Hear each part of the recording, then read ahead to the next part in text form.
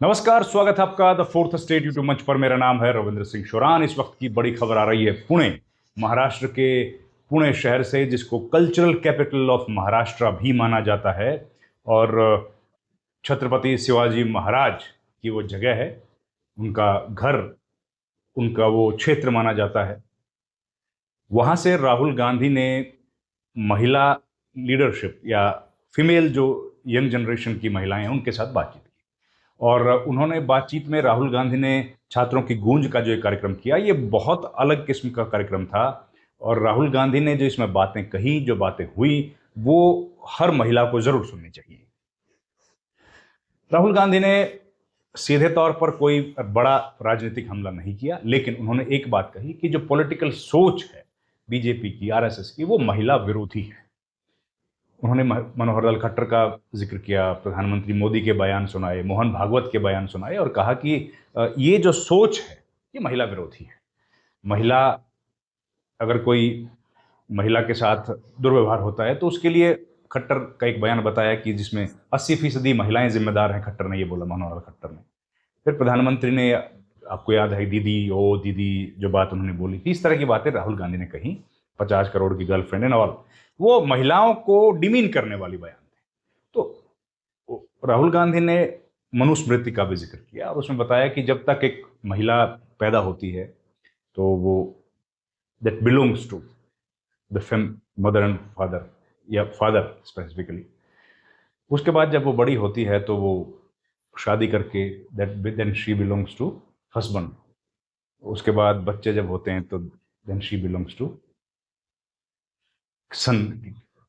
बोला कि महिलाएं किसी को, राहुल गांधी ने कहा कि ये बिल्कुल गलत धारणा है और महिलाएं किसी को बिलोंग नहीं करती हैं। महिलाएं उतनी ही हिस्सेदार हैं, उतनी ही जिम्मेदार हैं जितना कोई और है, उतनी ही हिस्सेदार हैं, उतनी ही जिम्मेदार हैं। तो ये बात राहुल गांधी ने कही। और देखिए, राहुल गांधी ने जो बातें कही कि महिलाओं के ऊपर अत्याचार क्यों हो रहा है, एक तो बिलोंगिंगनेस, ये जो उसको बिलोंग करती नहीं है, they have their own free identity. हर महिला का अपना अख्तियार है, अपना अधिकार है। तो ये बात राहुल गांधी ने कही। दूसरा, उन्होंने कहा कि जो प्रॉपर्टी के जो राइट्स हैं, और एक को तो हक लेना पड़ता है कि मुझे मेरा हक दो, और दूसरे का नेचुरल हक है कि अगर एक घर में एक लड़का एक लड़की है तो लड़की ने अपना हक ले लिया या अपना हक छोड़ दिया, ये बात आज भी कही जाती है। जबकि पुरुष जो है, जो लड़का उस घर में पैदा होता है, उसका नेचुरली है, उसका राइट है। तो ये बात पर उन्होंने कहा। फिर अपराध जो महिलाओं के खिलाफ होते हैं, चाहे डाउरी का है, चाहे रेप का है, इस तरह के जो अपराध होते हैं महिलाओं के खिलाफ, छेड़छाड़ का है, फब्तियां कसना, महिलाओं को बदतमीजी से बात करना, फिर एक अनइक्वेलिटी जो सोसाइटी में है, इन तमाम मुद्दों पर राहुल गांधी ने आज चर्चा की। आज राहुल गांधी के साथ पहुंची थी बातचीत करने के लिए नेहा सिंह राठौड़। आप जानते हैं नेहा राठौड़ बहुत ही प्रसिद्ध लोक गायिका हैं।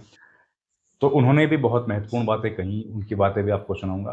उन्होंने गीत भी गाए, पॉलिटिकल सटायर भी किया, प्रधानमंत्री मोदी को भी घेरा।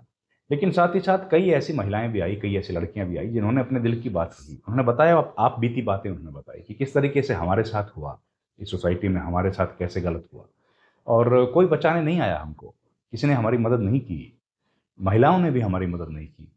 हम लोग स्ट्रगल कर रहे हैं, कहीं हम लोग धरने पर बैठते हैं, प्रदर्शन करते हैं, लेकिन हमारी मदद कोई नहीं करता है।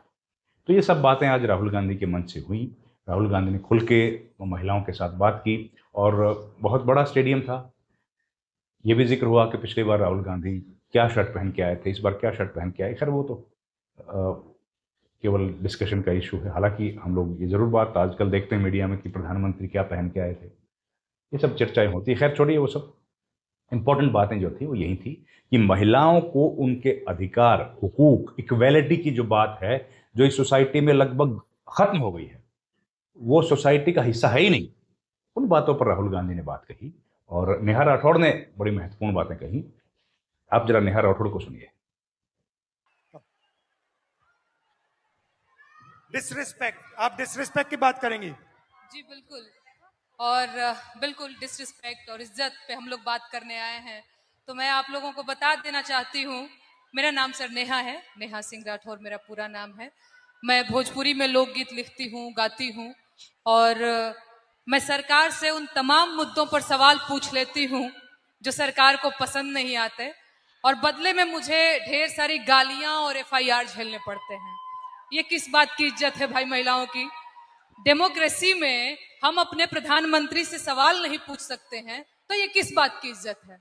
मुझे याद है सर, मैं शादी करके नई नई ससुराल आई थी और मैंने उस दौरान एक गीत गाया था यूपी में काबा, और मेरे पीछे जीप भर भर के पुलिस भेजी जा रही थी।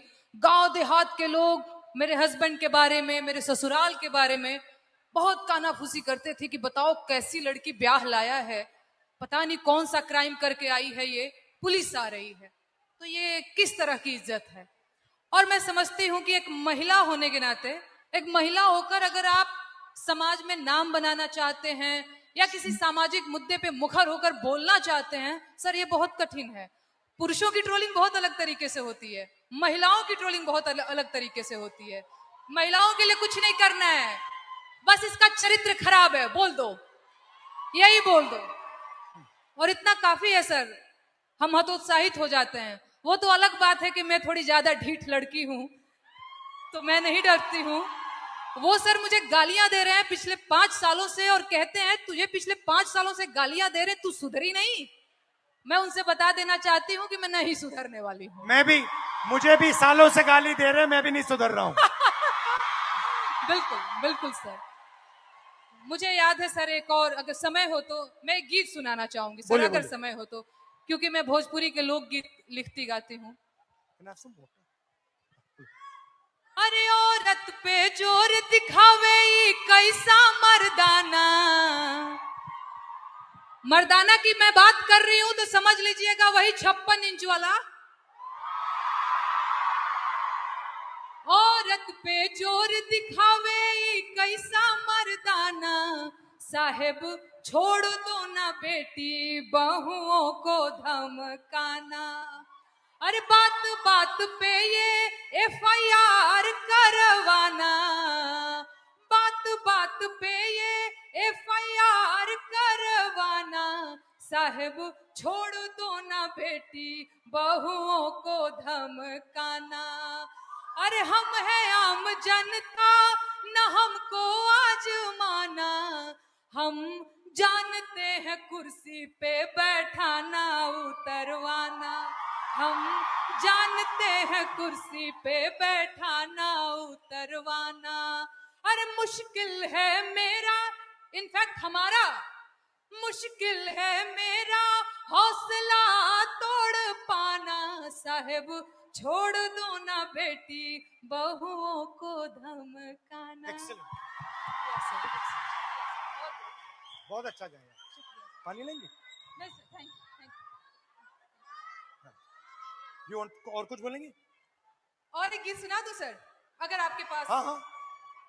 और सर महिलाओं की बात हो रही है, लेकिन एक और चीज जो मुझे लगता है इस देश में इस समय अल्पसंख्यकों के खिलाफ एक नैरेटिव सेट करने की कोशिश की जा रही है, जो बहुत गलत है।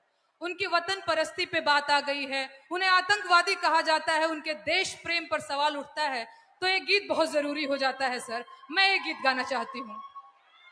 अरे तुम सा कोई झूठा और बेईमान नहीं है। झूठा बेईमान बोल रही हो तो समझ में आ रहा है? वो तुम सा कोई झूठा और बेईमान नहीं है, किसी एक की बपौती हिंदुस्तान नहीं है। वो जब हिंदू मुसलमान खेले खून की होली, आबिद हसन बोले जय हिंद की बोली। अबुल कलाम आजाद की जमीन यही है, ब्रिगेडियर मोहम्मद उस्मान यही है, अब्दुल हमीद अशफाकुल्ला खान यही है, किसी एक की बपौती हिंदुस्तान नहीं है। तुम सा कोई झूठा और बेईमान नहीं है, किसी एक की बपौती हिंदुस्तान नहीं है। शुक्रिया सर, शुक्रिया शुक्रिया सर। दो भाई, शाबाश। तुम सा कोई झूठा और बेईमान नहीं है, किसी एक की बपौती हिंदुस्तान नहीं है। बहुत बहुत धन्यवाद। Thank you Dinesh. Thank you very much lovely शुक्रिया।